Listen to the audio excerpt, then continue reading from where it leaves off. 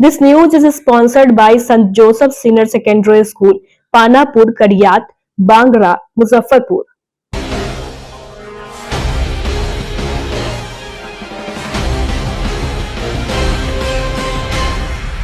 नमस्कार, मैं श्रुति और आप देख रहे हैं डेन न्यूज। खबरों को आगे बढ़ाने से पहले आइए एक नजर डालते हैं उन खबरों पर जो बनी है आज की सुर्खियां।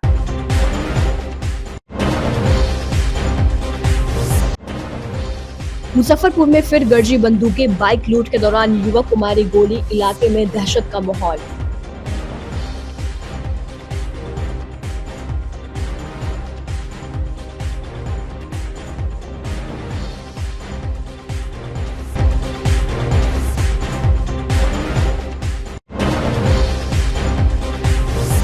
संदिग्ध स्थिति में एक व्यक्ति की मौत, कमरे में फंदे से लटका हुआ मिला शव, पुलिस जांच में जुटी।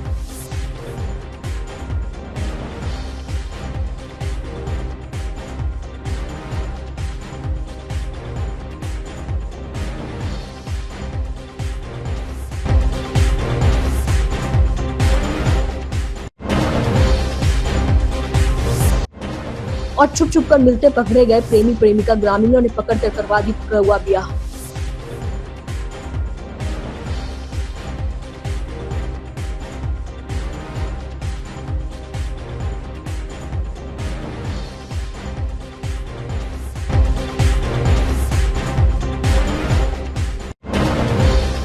तो ये थी आज की सुर्खियां, अब खबरें विस्तार से। मुजफ्फरपुर में अपराधियों का दुस्साहस एक बार फिर सामने आया है। शनिवार की देर शाम सदर थाना क्षेत्र के मैदापुर चौबे गांव में बाइक लूट का विरोध करने पर अपराधियों ने डीजे संचालक विकास को गोली मार दी। घायल को मेडिकल में भर्ती कराया गया। इस वारदात के बाद पूरे इलाके में हड़कंप मच गया। सूचना मिलते ही पुलिस मौके पर पहुंची और मामले की जांच में जुट गई है। जानकारी के अनुसार शनिवार देर शाम विकास अपनी बाइक से चिकन लेकर जा रहे थे, तभी अपराधियों ने उन्हें घेर लिया और बाइक छीनने का प्रयास किया। इस दौरान विकास ने भी अपराधी के गाड़ी का चाबी छीन लिया। इसके बाद अपराधियों ने उसके हाथ में गोली मार दी और अपना बाइक छोड़कर विकास का बाइक लेकर फरार हो गए। गनीमत रही कि गोली विकास के हाथ में लगी, जिससे उसकी जान बच गई।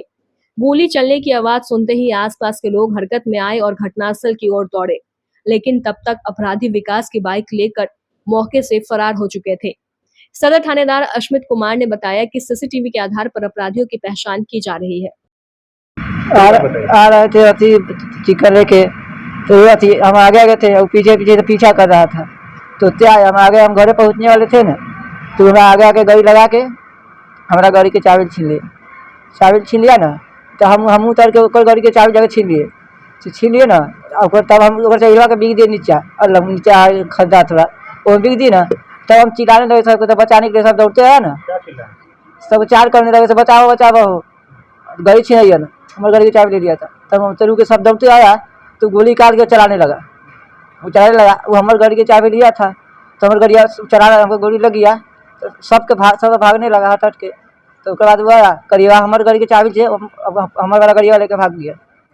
हमारे गाड़ी की चाबी लेके, चाबी में तो पहले छीन नहीं था, गाड़िया हमारे चालू किया, गोली चलाते भाग गया। क्या गोली चलाया? 3 गो, 2 हमरा पर, एगो अपने पेड़ पर। कितना आदमी था वो लोग? 3 लोग, एक बाइक से था? एक बाइक से। तो ओकर बाइक हम चाबी छीन लिए, तो ओकर बाइक चबिलवा में बिक दे नीचा। तब हम तो सब दौड़ के चलिए आया, तो क्या भागे कैसे, तब गोली चलाने लगा। हमारे गाड़ी की चाबी तो ले ही था, तो हमारे गाड़िया चालू किया, गोली चलाते चल गया। और कुछ ले गया है? नहीं कुछ। आपको लगा, कब लगा कि पीछा कर रहा था? नहीं, अब कोई गांव का आदमी है, रास्ता है जाता होगा। हम आगे गए थे, वो पीछे भी था, हम फाँका देखा ना, आगे से लगा दिया गाड़ी।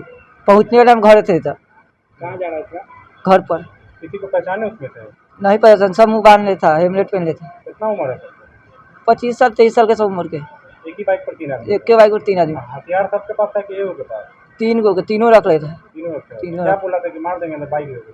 नहीं, पहले हमारे चाबी छीना ना, तो हम कहे हम तो गाड़ी हमारे छीनिए लगा, तब उतर के हम ऊपर चाबी छीन के बिक दिए। और तो हम चिल्लाने लगे, सब दौड़ के चलिए लड़का सब।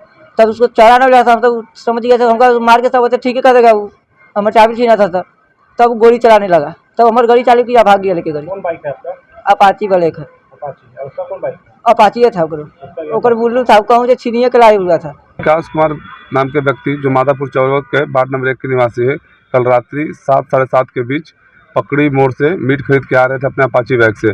3 अज्ञात अपराध कर्मियों के द्वारा, जो एक वो भी अपाची बैग से थे, उन्हें बाम नहर मादापुर चौबे के पास ओवरटेक करके रोका गया और उनसे गाड़ी छीन ली गई। छीनने के क्रम में उन पर एक फायरिंग की गई, जिन्हें उनके हाथ में लगी और इंजर्ड है, उनको भर्ती कराया गया है और उनका फर्द बयान लेकर अग्रिम कार्रवाई की जा रही है। और इसके उस क्रम में अपराधी का भी एक बैग छूट गया था वहाँ पे। कितने की संख्या में थे अपराधी 3 की संख्या में थे। सीसीटीवी वगैरह खंगाल रहे हैं आप लोग? वहाँ पर भी उस रूट में कभी सीसीटीवी दिख नहीं रहा, आगे पकड़ी मोड़ पर देख रहे हैं। ठीक। मुजफ्फरपुर में घर के कमरे में एक व्यक्ति का संदिग्ध स्थिति में शव मिलने से इलाके में सनसनी फैल गई। घटना काजी मोहम्मदपुर थाना क्षेत्र के माड़ीपुर स्थित रामराजी रोड की है। मृतक की पहचान स्वर्गीय लाल बाबू का 45 वर्षीय पुत्र हरेंद्र तिवारी के रूप में हुई है। हरेंद्र पेशे से ऑटो ड्राइवर था।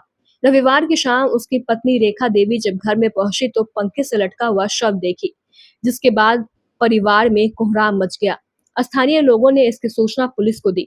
सूचना पर काजी मोहम्मदपुर थानेदार जयप्रकाश सिंह, डीएसपी टाउन सीमा देवी दलबल के साथ मौके पर पहुंचकर छानबीन की। एफएसएल की टीम को भी बुलवाया गया। छानबीन करने के बाद पुलिस ने शव को पोस्टमार्टम के लिए मेडिकल भेज दिया। फिलहाल पुलिस मृतक का मोबाइल फोन जब्त कर छानबीन में जुट गई है। हम आए उधर से तो देखे कि लटकल था, तब काटे तो गिर गए। हम नहीं थे, घर में कोई नहीं था। हम आए तो देख रहे थे, काटे तो गिर गए धर से। अंतिम बार क्या बात हुई उनसे? नहीं बात हुआ है, वो गाड़ी चलाने चले गए थे सवेरे। क्या करते थे पति? टेम्पू चलाते। कोई दिक्कत तकलीफ? नहीं, कोई दिक्कत नहीं। नहीं, कर्जा से हम लोग कमा के सदा रहे थे। काजी मोहम्मदपुर थाना अंतर्गत माड़ीपुर में रामराजी रोड है।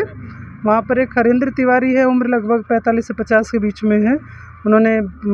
उनकी डेड बॉडी फंदे से लटकी हुई मिली है, जैसे कि इन लोगों ने बताया। परिवारजनों ने उस फंदे को काट के मृतक की बॉडी को नीचे उतारा है। तो प्रथम दृष्टया सुसाइड ही है। बाकी हम पोस्टमार्टम के लिए भेज रहे हैं हॉस्पिटल में, आगे की प्रक्रिया कर रहे हैं। रूम पे कुछ बरामद वगैरह हो पाई? कुछ नहीं मिला इस तरह का, संदिग्ध कोई चीज़ नहीं है, सुसाइड ही है। परिवार से बात हो पाई क्या? परिवार से बात हुई है, घर में उस समय कोई था भी नहीं जब ये घटना का हुई है, तब परिवार में कोई नहीं था। उसके बाद उनकी पत्नी आई है, उन्होंने ही फंदा काटा है। आगे तो जांच चल रहा है। जांच प्रथम दृष्टया हो ही गया कि सुसाइड है, तो फिर हम आगे यूडी केस करेंगे। पिछले दिनों मुजफ्फरपुर के बड़ूराज थाना क्षेत्र के पकड़ी गांव में हुए विवाद में भाई ने अपने सगे भाई की चाकू गोद कर हत्या कर दिया था। जमीनी विवाद में मुकेश पटेल के सगे भाई रितेश पटेल एवं अन्य लोगों ने चाकू गोद दिया था, जिसका मेडिकल में इलाज के दौरान मुकेश पटेल की मौत हो गई थी। इस बाबत मृतक मुकेश पटेल की पत्नी सविता देवी ने बड़ूराज थाने में एफआईआर दर्ज करवाया था, जिसमें उन्होंने पकड़ी गांव के ही रितेश पटेल, संध्या देवी, राधा देवी सहित कई पर चाकू से गोद कर हत्या का आरोप लगाया है। वहीं मृतक के पिता भी घायल है, जिसका इलाज एसकेएमसीएच में चल रहा है। इस मामले का पुलिस ने मात्र 24 घंटे के अंदर खुलासा कर लिया है।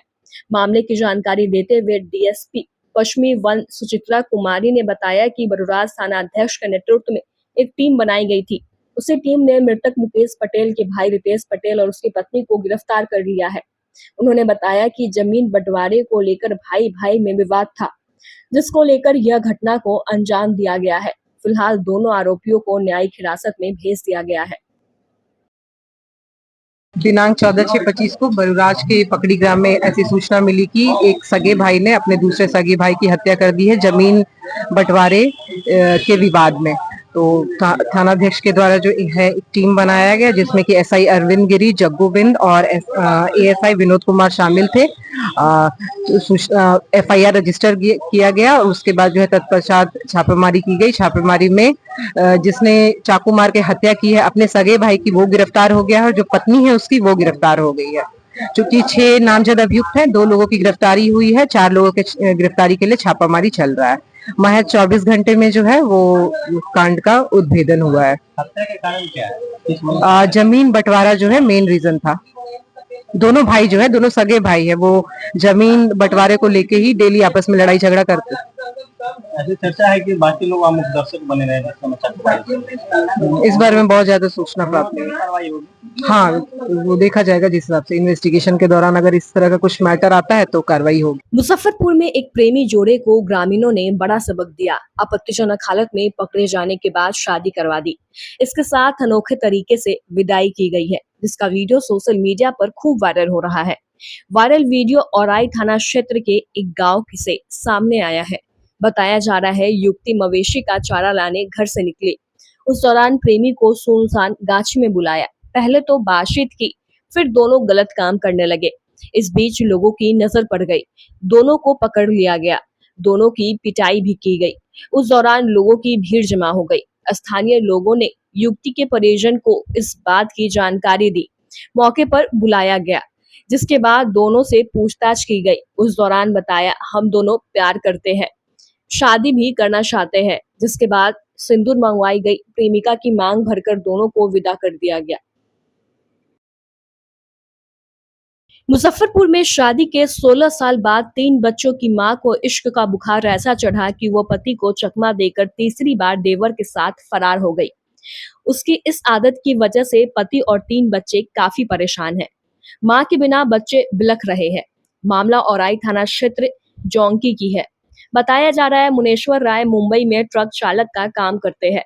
2009 में सैदपुर थाना क्षेत्र के टिकौली गांव चांदनी कुमारी से रीति रिवाज से शादी हुई। दोनों पति पत्नी के रिश्तों की तरह जीने लगे। शादी के बाद 3 बच्चे हुए। इस बीच महिला को नए प्यार की चाहत जग गई। 7 फेरे के रिश्ते की मर्यादा को पार करते हुए अपने दुल्हड़ुआ देवर पर दिल दे बैठी। पति के प्रदेश जाते ही दोनों चोरी चुपके मिलना जुलना शुरू कर दिए। इस बात की भनक पति को लग गई, जिसके बाद फरार हो गई। घटना की जानकारी पीड़ित पति ने अपने ससुराल में सगे संबंधियों को दी। वहीं इस मामले को लेकर मुनेश्वर राय का कहना है, अब तक तीसरी बार घर से फरार हो गई है। समाज में जीना दुश्वार हो चुका है। 3 बच्चों के भविष्य से भी खिलवाड़ हो रहा है। मेरी पत्नी चांदनी देवी 3 महीना पहले उससे हीरा के साथ में भाग गया था। मेरा चाचा का लड़का है। और उसके बाद अपने से आई हो, हम लोग उसको बुलाया नहीं, कुछ नहीं, अपने से आई। फिर 3 बच्चा है मेरा, 2 लड़का 1 लड़की है। और फिर घर पे आई, अपने बहन के पास आई, बोली कि मैं अभी अच्छा से रहूँगा, मेरे को रख लो। हम लोग अच्छा से रख लिया। फिर वो बोली कि नहीं, घर पे नहीं रहूँगा, बम्बई चलो। बम्बई लेके आया, अपना रूम में बम्बई लेके आया। तो यहाँ से भी वो चली गई है। क्या असर पड़ेगा बच्चा लोग पे? इतना जवान है बच्चा लोग, 3 बच्चा है। 2009 में मेरा तीसरा महीना में शादी हुआ और अभी बार बार भाग जा रही है, तो बच्चा लोग पे क्या असर होगा? इसके लिए हम लोग बहुत परेशान में हैं। तो महोदय से यही है, पुलिस से, कि वो जरा खोज खबर करे, हमारा बच्चा लोग बहुत परेशान है। जनसुराज अभियान के संस्थापक प्रशांत किशोर ने आरजेडी कांग्रेस के साथ खासकर राहुल गांधी और तेजस्वी यादव को आड़े हाथों लेते हुए कई तीखे सवाल दागे। प्रशांत किशोर रविवार को मुजफ्फरपुर स्थित सर्किट हाउस में पत्रकारों से बातचीत कर रहे थे। प्रशांत किशोर ने कहा, लालू जी की तबीयत खराब हो गई है, तो कुछ लोग अब तेजस्वी यादव का झोला ढोने लगे हैं। कांग्रेस की बिहार में क्या हैसियत है? अगर कांग्रेस में दम है, अगर उसमें राजनीतिक बुद्धा यानी साहस है, तो अकेले बिहार में चुनाव लड़कर दिखाए। उन्होंने कहा, राहुल गांधी कहते हैं डरो मत, तो हम भी राहुल गांधी से कहना चाहते हैं, डरो मत, अकेले चुनाव लड़कर दिखा दो। उन्होंने लालू प्रसाद यादव पर भी टिप्पणी करते हुए कहा कि जो शख्स डॉक्टर भीमराव अम्बेडकर की तस्वीर के सामने पांव रखकर बैठा था, उस पर बयान देने की हिम्मत दिखाइए। वहीं तेलंगाना के मुख्यमंत्री रेवंत रेड्डी के उस वीडियो पर भी उन्होंने प्रतिक्रिया दी, जिसमें उन्होंने कहा था कि मजदूरी करना बिहारियों के डीएनए में है। इस पर प्रशांत किशोर ने सवाल उठाया, अगर कांग्रेस के मुख्यमंत्री बिहारियों को यूं अपमानित करते हैं, तो कांग्रेस को बताना चाहिए कि उन्होंने इस पर क्या कार्रवाई की। अगर बिहारियों के डीएनए में मजदूरी करना है, तो फिर वोट मांगने के लिए बिहार क्यों आते हो? तेलंगाना जाकर वोट मांगो।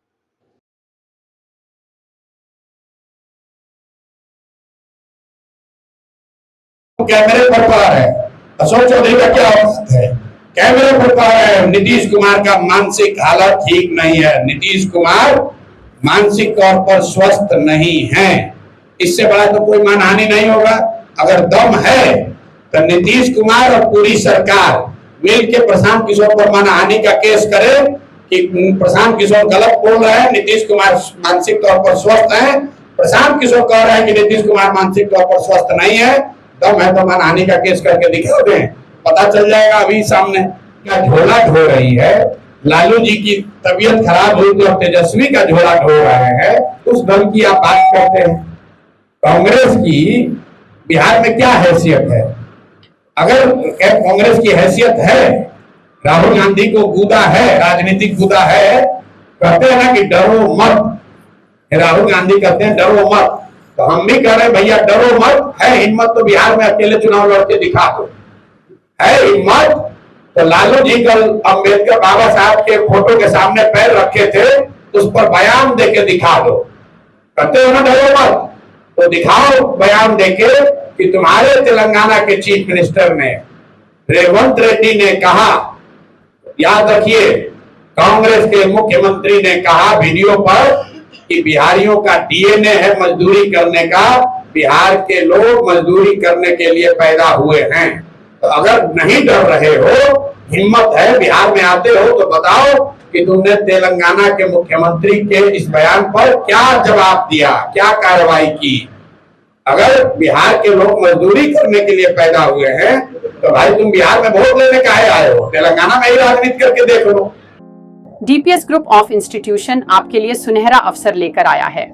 अगर आप ANM, GNM, BS nursing, post basic BSc nursing, B pharma, D pharma, polytechnic, BBA, BCA, BEd, DLEd, MBA, MCA, PGDM, paramedical, BTech या BA LLB plus LLB, MSc nursing में करियर बनाना चाहते हैं तो हम आपके साथ हैं। मुजफ्फरपुर, सीतामढ़ी, चंपारण और झारखंड के रांची, दुमका, देवघर में हमारी 14 शाखाएं हैं जहां हम आपकी शिक्षा को प्राथमिकता देते हैं। हमारे पास बिहार स्टूडेंट क्रेडिट कार्ड और स्कॉलरशिप की विशेष सुविधाएं भी हैं। तो देर किस बात की, नामांकन के लिए तुरंत संपर्क करें 7643908777 पर। हम आपके उज्जवल भविष्य के लिए Saint Joseph senior secondary school, Panapur, Kariyat, Bangra, Muzaffarpur, affiliated to CBSE 10+2. Co-education. The school maintains a very efficient team of teachers equipped with physics, chemistry, biology, maths and computer lab. Career-oriented classes through counseling from Standard 6. Skill development through yoga, dance and music. Route-wise vehicle facilities available. Separate hostel facilities for boys and girls. School is always ahead in participating cultural, literacy and other similar activities both at city and state level. Our result in boards, IIT, PMT show our effort. Registration for admission is going on. Registration forms available on Lenin Chowk and Jalan Chhapra also. Muzaffarpur जिला Congress committee ने रविवार को गोला road स्थित एक निजी apartment में माई बहन योजना के तहत महिलाओं के रजिस्ट्रेशन का आयोजन किया। इस कार्यक्रम का नेतृत्व विजेता राज ने किया। उन्होंने बताया कि इस योजना का लाभ उठाने के लिए महिलाएं 8800023525 यानी 8800023525 नंबर पर मिस कॉल कर सकती है। विजेता राज ने कहा कि पिछले दिन 50 से अधिक महिलाओं का रजिस्ट्रेशन सफलतापूर्वक किया गया और यह अभियान आगे भी निरंतर जारी रहेगा। इस अवसर पर कांग्रेस जिला अध्यक्ष अरविंद कुमार मुकुल ने कहा कि महागठबंधन की सरकार बनने पर बिहार में जरूरतमंद महिलाओं को माई बहन योजना के तहत प्रतिमाह 2500 रुपए की आर्थिक सहायता प्रदान की जाएगी। उन्होंने जोर देकर कहा कि कांग्रेस अपने वादों को पूरा करने के लिए प्रतिबद्ध है। उन्होंने उदाहरण देकर बताया कि कर्नाटक में कांग्रेस सरकार पहले से ही जरूरतमंद महिलाओं को प्रति माह 2000 रुपए की सहायता दे रही है। मुकुल ने कार्यकर्ताओं से अपील किया कि वे इस योजना का लाभ अधिक से अधिक महिलाओं तक पहुंचाने के लिए सक्रिय रूप से कैंप आयोजित करें। योजना है ये, उसमें सरकार की तरफ से 2500 रुपया मिलेगी सभी बहनों को। अच्छा। और आज यहाँ करवाया जा रहा है अभी तक कितने महिलाओं का रजिस्ट्रेशन हो चुका है? लगभग 50 हो गया है। 50 हो चुका है। हो चुका है 50 से अभी स्टार्टिंग हुआ है, अभी होगा। अभी आते ही जा रही है सब, होगा आज 100 तक जाएगा। कौन सा जगह हुआ ये गोला रोड है, ये कौशल्या अपार्टमेंट। माई बहन मान योजना जो है कांग्रेस पार्टी की ओर से जो है पूरे बिहार में चलाया जा रहा है, खासकर जिला मुजफ्फरपुर में शहरी क्षेत्र में आज जो है कि हर जगह।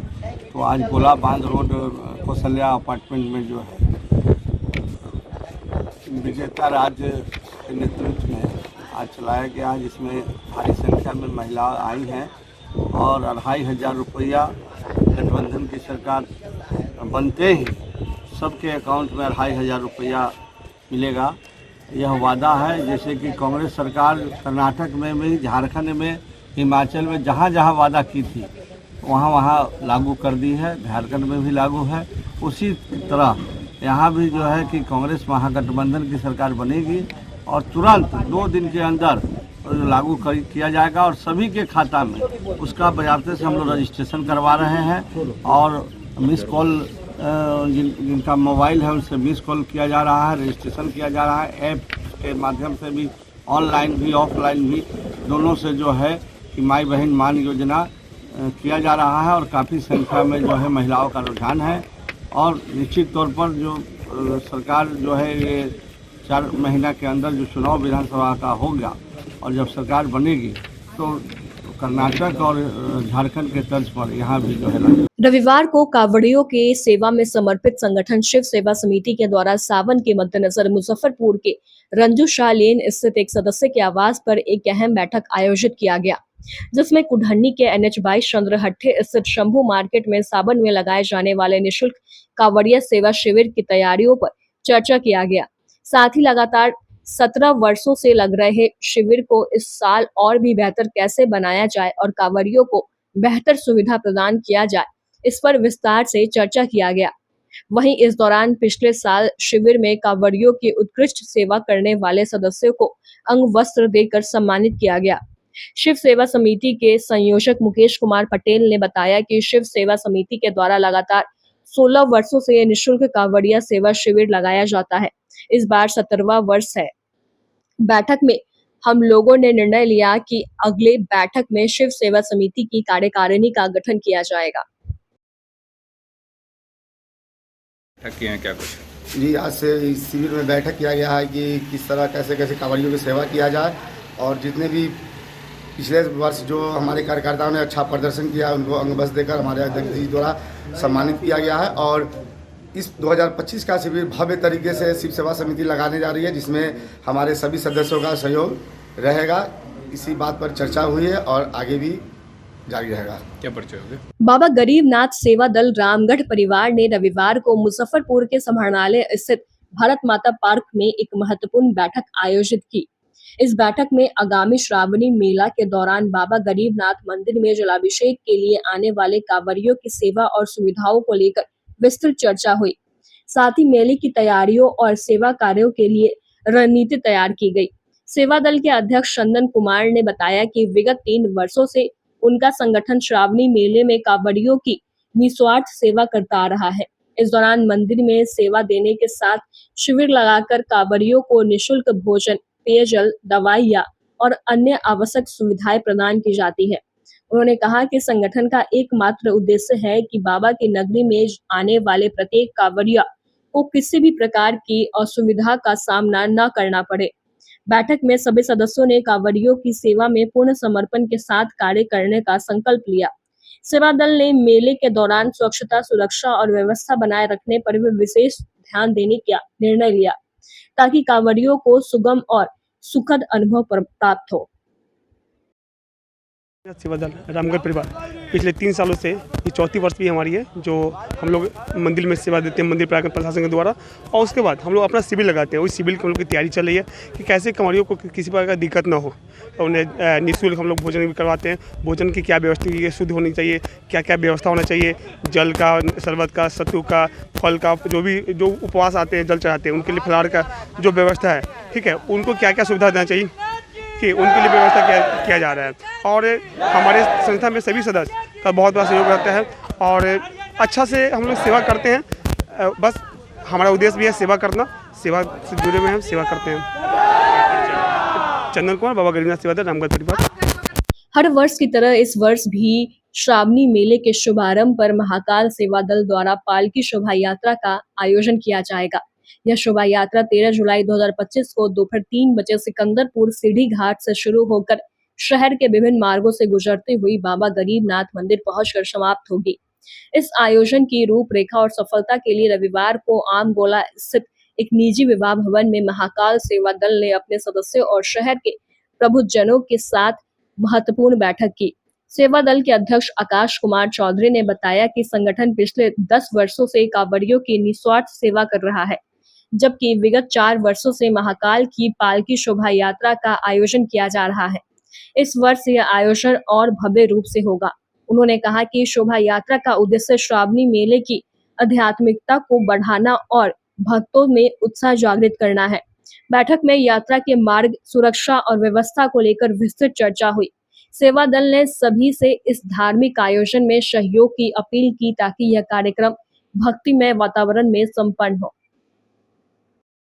सेवा दल के द्वारा समाज के प्रबुद्ध लोगों के द्वारा एक बैठक की गई, जिसमें पालकी शोभा यात्रा में को लेकर के शिविर को लेकर के एक चर्चा हुआ, जिसमें हम लोग अभी तक जो किए हैं कुछ कमी रह जाती होगी या जो भी है उसको लेकर के आज हम लोगों ने बैठक किया, जिसमें हम लोग सभी अभिभावकों लोग से हम लोगों ने कुछ समझा। उस पर अब आगे हम लोग बैठक के बाद उस पर काम करेंगे। उस पर पालकी शोभा यात्रा भव्य तरीका से इस बार निकालेंगे जी। 13 जुलाई को संध्या 3 बजे से सिकंदरपुर श्री घाट से भव्य पालकी शोभा यात्रा बाबा महाकाल की निकाली जाएगी, जो कि शहर के प्रमुख मार्गों से होते हुए बाबा गरीबनाथ के दरबार तक जाएगी।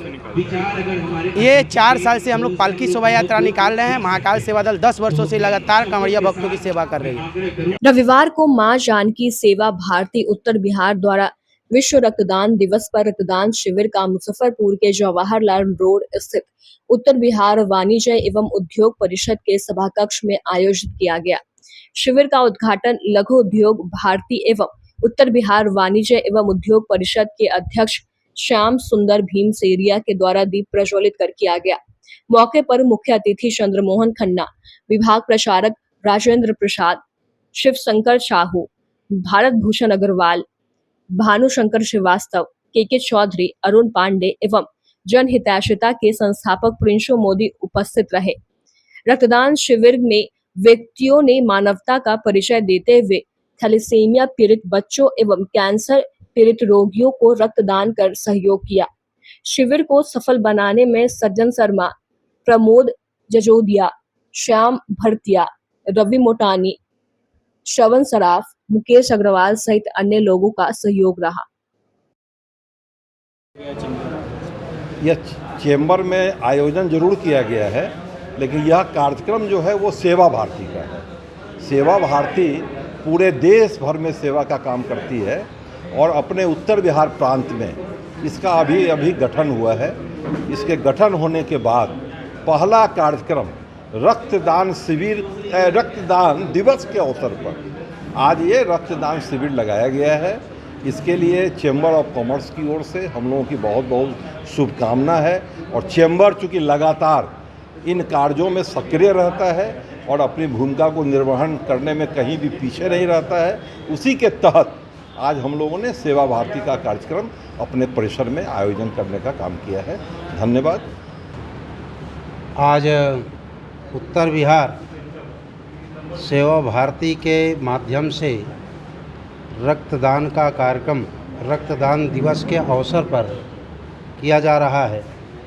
सेवा भारती समाज के वंचित, पिछड़े, अंत्योदय जीवन जीने वाले ऐसे समाज के सेवा के लिए संपूर्ण देश के अंदर काम कर रहा है।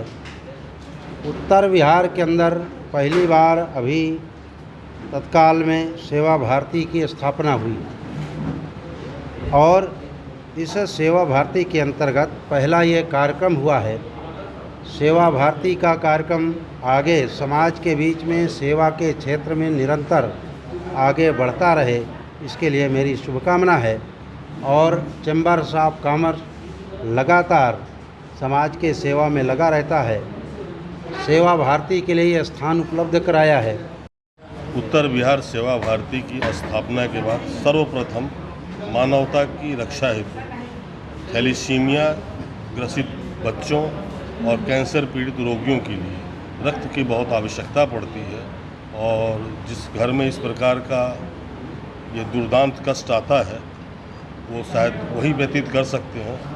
यथासंभव सेवा भारती इस काम में तत्पर होना शुरू हुई है और यह पहला रक्तदान शिविर है। ईश्वर से मेरी कामना है कि ये रक्त संग्रहित जिनको भी काम आए वो स्वस्थ रहें, दीर्घायु हों। भीषण गर्मी और कड़ी धूप से परेशान लोगों को राहत देने के लिए बिहार प्रादेशिक मड़वारी सम्मेलन आगे आया है। रविवार को प्रादेशिक मड़वारी सम्मेलन की तरफ से अनोखी पहल की गई। दरअसल मुजफ्फरपुर के सरयागंज टावर के समीप में राहगीरों के बीच उच्च गुणवत्ता वाले सूत से बना ठंडा शरबत वितरण किया गया। इस कार्यक्रम का उद्देश्य भीषण गर्मी में आम लोगों को ताजगी और राहत प्रदान करना था। कार्यक्रम के दौरान राहगीरों को शुद्ध और स्वास्थ्यवर्धक सूत शरबत परोसा गया, जिसे लोगों ने बड़े उत्साह से ग्रहण किया। आशा हॉस्पिटल के managing director doctor Sanjay Srivastava ने बताया कि गर्मी के इस मौसम में शरीर को ठंडक और ऊर्जा देने के लिए सूत एक आदर्श पेय है। उन्होंने कहा कि यह सामाजिक पहल स्वास्थ्य के प्रति जागरूकता फैलाने की दिशा में एक सराहनीय कदम है। मौके पर अध्यक्ष श्याम सुंदर, भरतिया महामंत्री संदीप अग्रवाल, डॉक्टर संजय श्रीवास्तव, डॉक्टर अमृता श्याम सुंदर भीमसेरिया, प्रकाश केजरीवाल, गरीबनाथ बंका, दीपक पोदार, कैलाश दंधारिया, अर्चना बंका, गौरव गोयंका एवं गणमान्य लोग उपस्थित रहे। मंच के लोगों ने बहुत बड़ी आप बोलिए। अच्छा, मैं बिहार प्रादेशिक मारवाड़ी सम्मेलन नगर शाखा मुजफ्फरपुर के तत्वाधान में आज से सत्तू का कार्यक्रम शुरू किया गया। इतनी कड़ी धूप जिसमें लोग पानी के लिए तरस रहे हैं, काफ़ी संख्या में देखा गया है कि बहुत ज़्यादा पानी के लिए लोग त्राहिमाम कर रहे हैं। संस्था ने अपनी ओर से सारे समाज के सहयोग से, सारे डॉक्टरों के सहयोग से, सारे लोगों के तन मन धन से मिलके आज ये बहुत बड़ा आयोजन शुरुआत किया है। भगवान की कृपा से ये चलता रहेगा, जब तक गर्मी रहेगी तब तक ये संकल्प चलता रहेगा। ये बहुत अच्छा कार्यक्रम जो है ये पूरे समाज की तरफ से सर लोग और मारवाड़ी युवा मंच और बाकी जो शाखा है बिहार की वो सब शाखा हम लोग ऑर्गेनाइज करते हैं। और ये सबसे बड़ी बात है कि इस समय लोग पानी की बूंद बूंद के लिए तरस जाते हैं। 10 रुपया, 20 रुपया, 50 रुपया की बोतल खरीद करके पानी पीते हैं। और यहाँ पे पानी के साथ साथ शुद्ध सत्तू का भी जो है हम लोग वो काफ़ी स्वादिष्ट बना करके लोगों के बीच में वितरित करते हैं समय समय से। और इसका बहुत लाभ जो है लोग बहुत अप्रिशिएट करते हैं इसको। और ये कार्यक्रम लगातार चलता रहता है। आप लोगों से निवेदन है कि इस कार्यक्रम के बारे में लोगों के बीच में ज़्यादा से ज़्यादा जानकारी दें, ताकि उन्हें पानी खरीद करके पीने की ज़रूरत नहीं पड़ेगी। हमारी जो जगह यहाँ पे जो प्रोग्राम हमारा रहता है उसमें वहाँ आकर करके वो सत्तू का आनंद ले सकते हैं। लोकेशन पूरे शहर में हम लोग जगह जगह पर अलग अलग जगहों पे अलग अलग निर्धारित करते हैं और इसकी सूचना सोशल मीडिया के द्वारा सारे लोगों तक हम लोग पहुँचाने की कोशिश करते हैं। लेकिन आप लोग इसको और ज़्यादा विस्तृत रूप दे सकते हैं, तो हम लोगों को आपके सहयोग की ज़रूरत है। अच्छा प्रोग्राम है, यहाँ पे हर लोग को जागरूक करिए, वो लोग आके सत्तू पी सकते हैं। और बहुत जगह कर रहे हैं। ये गर्मी के लिए बहुत राहत है। जो गरीब लोग जितने भी घूम रहे हैं, जो पानी नहीं खरीद पा रहे हैं, उनके लिए बहुत अच्छा है। रविवार को अग्निशामक विभाग द्वारा मुजफ्फरपुर के जोरन छपरा स्थित आशा हॉस्पिटल में शहर के प्राइवेट हॉस्पिटल एवं नर्सिंग होम एसोसिएशन के अग्निशमक उपायों पर एक विशेष परिचर्चा का आयोजन किया गया। इस कार्यक्रम का उद्देश्य अस्पतालों में आग लगने की घटनाओं से बचाव और उससे निपटने की रणनीतियों पर विस्तृत जानकारी देना था। परिचर्चा के दौरान अग्निशामक अधिकारियों ने अस्पताल प्रबंधन को आग से सुरक्षा सुनिश्चित करने के आधुनिक उपायों की जानकारी दी। मॉक ड्रिल के माध्यम से आग लगने की स्थिति में तत्काल कार्रवाई, मरीजों और स्टाफ की सुरक्षित निकासी, अग्निशामक यंत्रों के प्रयोग तथा अलार्म सिस्टम की कार्यप्रणाली के साथ फायर ऑडिट को विस्तार से समझाया। इस मौके पर अग्निशमन विभाग के अधिकारी विनय प्रसाद सिंह ने बताया कि अस्पतालों में आग की घटनाओं को रोकने के लिए नियमित अग्नि सुरक्षा ऑडिट जरूरी है। साथ ही सभी कर्मियों को आग लगने की स्थिति में सही ढंग से प्रतिक्रिया देने के लिए प्रशिक्षित किया जाना चाहिए। साथ ही उन्होंने बताया कि भविष्य में भी इस तरह के और प्रशिक्षण कार्यक्रम आयोजित करने की योजना बनाई गई है। वहीं आशा हॉस्पिटल के संचालक डॉक्टर संजय श्रीवास्तव ने बताया कि हम सभी निजी अस्पताल संचालक इस पहल का स्वागत करते हैं। साथ ही फायर ब्रिगेड को भी आश्वासन देते हैं कि अपने अस्पतालों में सभी अग्निशमन मानकों का पालन सुनिश्चित करेंगे। कार्यक्रम के अंत में फायर ऑफिसर राम नरेश पांडे ने सभी को अग्नि सुरक्षा उपकरणों की जानकारी दी और इस्तेमाल के तरीके को बताया। आशा हॉस्पिटल प्रबंधक तरफ से बहुत दिन से कहा जा रहा था कि डॉक्टर साहब का मीटिंग अग्निशमन से संबंधित, तो फिर आए मैंने टाइम दे दिए कि नहीं अग्निशमन से संबंधित जानकारी होनी चाहिए, तो आय दिया गया है। कैसे आप अप्लाई करिएगा, कैसे फायर एनओसी ऑडिट सर्टिफिकेट मिलेगा, तो इसी पर परिचर्चा आय कर रहे थे।